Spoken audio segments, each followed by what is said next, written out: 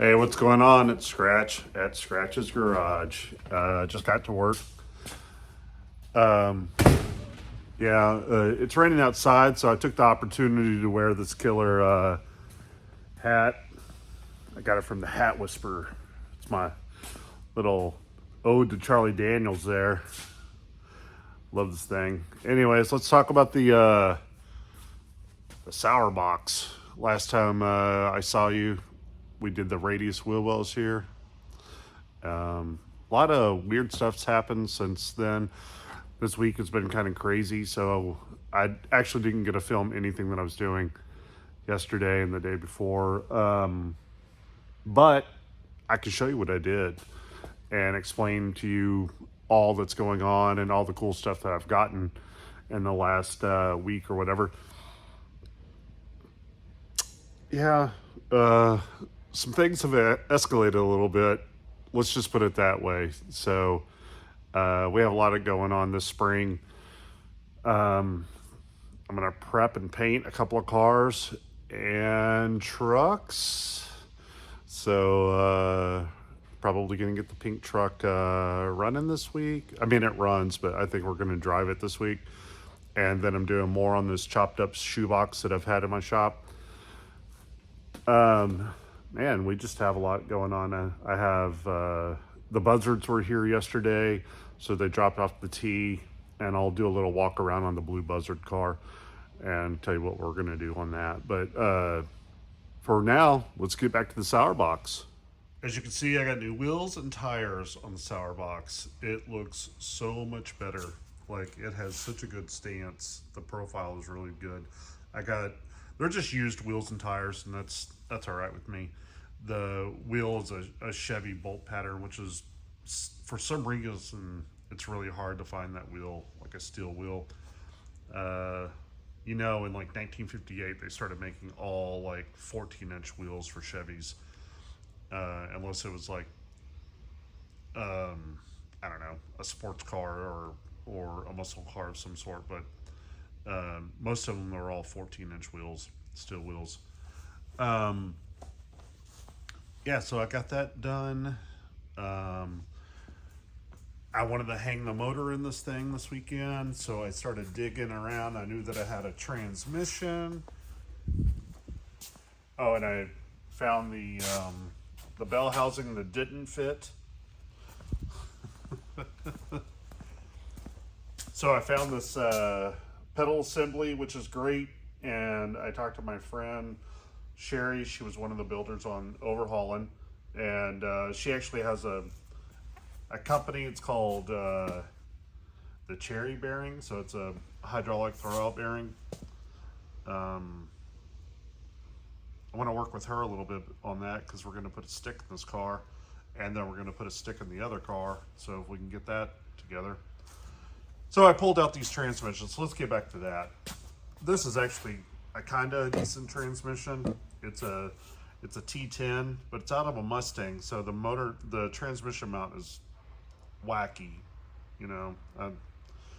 Mustangs. And then this transmission's a Saginaw. It's just a base model 4-speed that would be in like just regular kind of 4-speed cars, General Motors cars, mostly Chevys. But so I called my buddy Denon, and he has this wacky motor over here. This is a Pontiac motor. It's called a Trophy 4, so it's half of a 389. And he had a bell housing that was on here that I could use, and then he had a transmission that I could use. So I asked him if I could borrow that to do the mock-up motor and the old Sour Box. So we got that done. The transmission's just sitting here, but we got the bell housing and the transmission. As you can see, it's not really that bad here in the inside the car. Like I thought it'd be a little bit taller, but it's not that bad. So here we are. I got this motor mocked up in here now. It's just a Pontiac 350, but all Pontiacs are the same external size outside.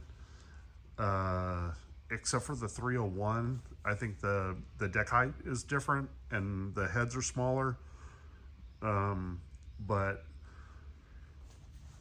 55 through whatever, 1978, all the Pontiacs are pretty much the same, except for in 59, I believe they changed the motor mounts. They put them on the side, or it was 58.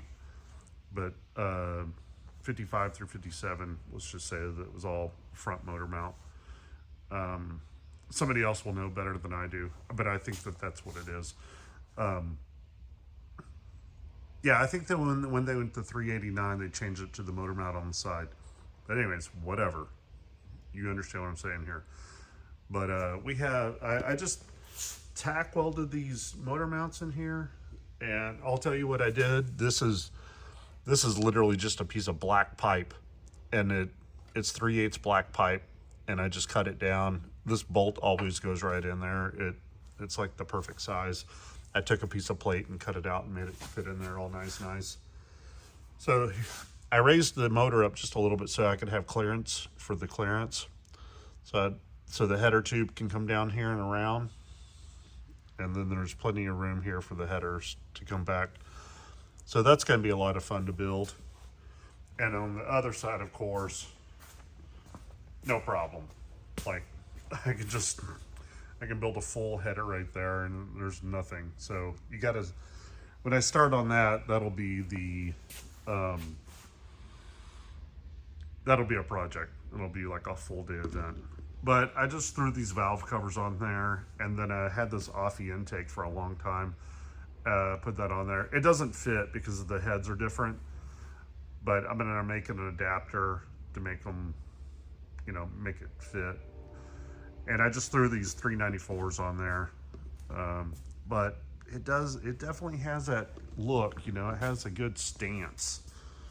Let me see if I can back up enough so you can see it. That thing looks tough, right? No BS. Look at that. I'm pretty excited. Now I have to find a 4-speed and a bell housing. So if you know anybody has a bell housing, let me know. I'm really bummed out. I thought I had that other 4-speed that was worth a dang. But anyways, yeah, that's what I got done on the sour box this weekend. I mean, I know that doesn't look like much, but making the stencils and cutting and making sure that motor mount would fit in there, and leveling it up and setting it up. I still have some blocks under here so I can mock it up. When you just set the motor in there and it falls in at the right time, you don't move it. So that's what happened. I set it in there. Me and my nephew were kind of messing with it, and I was like, I cannot believe this thing is in here. Like, it's like perfect right now. It's right in the middle. It just worked like perfectly. So I didn't mess with it. I just started making the mounts right then. I didn't pull it out or clean anything. I went back and before I could weld this in, I cleaned that up with the little handheld belt sander, which I love. I love those things. Yeah, we always use those on set when we were building cars. But car's looking bitchin'. And like I promised, I'll show you more about look at that thing. Come on now. Can't wait till I get the front fenders and the doors on there. Get the buzzards back over here and we'll finish the floorboards. And, it's not that far, but it's not that close, I think the biggest part is still just the floor fabricated in there, and then everything else will just fall in line.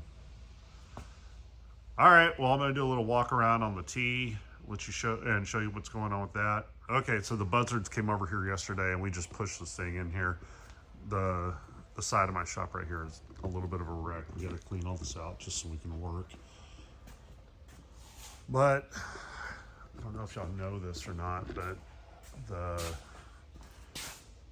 car hit the trailer when we were offloading it a while back, so all this had to be like fixed and repaired.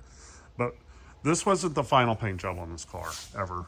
This was like the, okay, let's do something really cool, and now we're gonna do like the actual paint job. So the buzzards are gonna come over here later today and start sanding. So I don't know, it's gonna be a lot. We have 20 something days to get it together, which is, you know, I don't feel like that's a big of a task, but for some people, they can't handle the pressure. You know, it's happened a couple of times with me. You know, get a deadline and everybody starts cracking. So we're gonna get this thing all sanded down and repainted, and I think we're gonna do a base coat white with pearl over it, and then panel paint jobs of blue. This blue, but it'll be the patterns will be similar, but it won't be the same, and it'll just, you know, it'll be a nicer and tighter car. They want to build other stuff, so we just want to get this thing finished. Caca.